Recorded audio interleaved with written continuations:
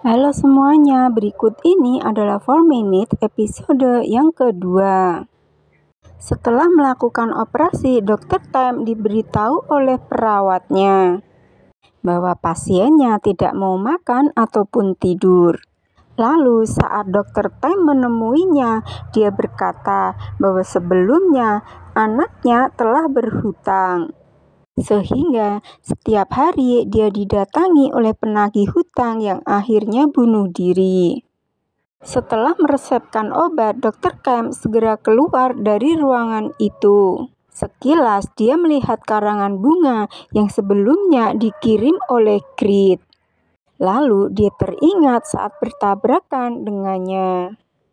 Sementara itu, Grit melihat ke internet tentang seseorang yang bisa melihat masa depan 4 menit.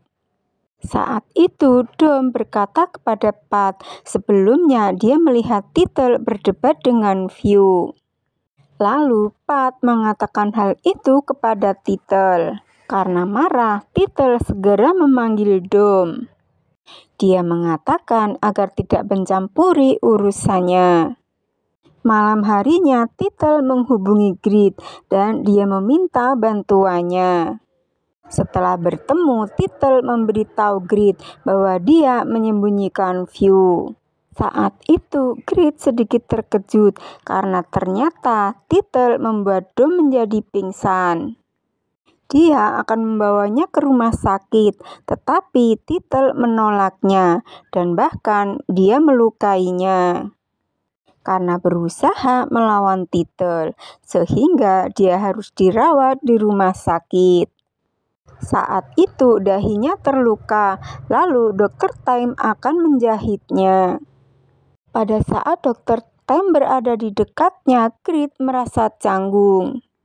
Itu karena sebelumnya dia telah melihat apa yang akan terjadi kepadanya dan Dr. Time. Lalu, Grit sempat bertanya apakah dia pernah bertemu pasien yang bisa melihat masa depan. Dr. Time menjawab, ada beberapa pasien yang mengalami gangguan jiwa.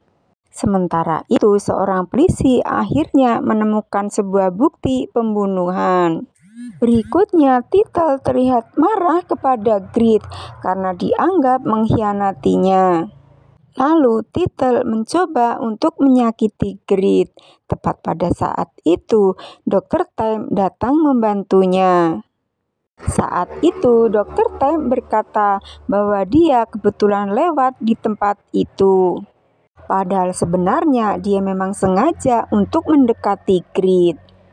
Dia bahkan berhasil mendapatkan nomor ponselnya.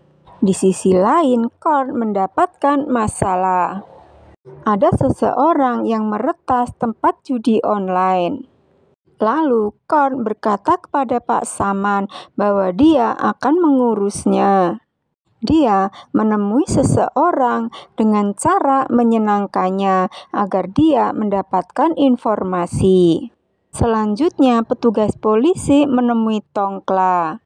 Dia berjanji akan menemukan orang yang sudah membunuh saudaranya. Tongkla merasa tidak yakin karena dia berpikir bahwa keadilan tidak benar-benar ada. Bahkan pada saat dia sedang berduka, Korn tidak pernah ada untuknya. Di akhir episode terlihat bahwa kemungkinan orang yang meretas tempat judi online adalah Dr. Time.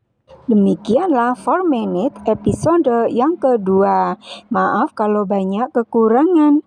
Jika suka video ini, tolong subscribe dan sampai jumpa di video aku selanjutnya.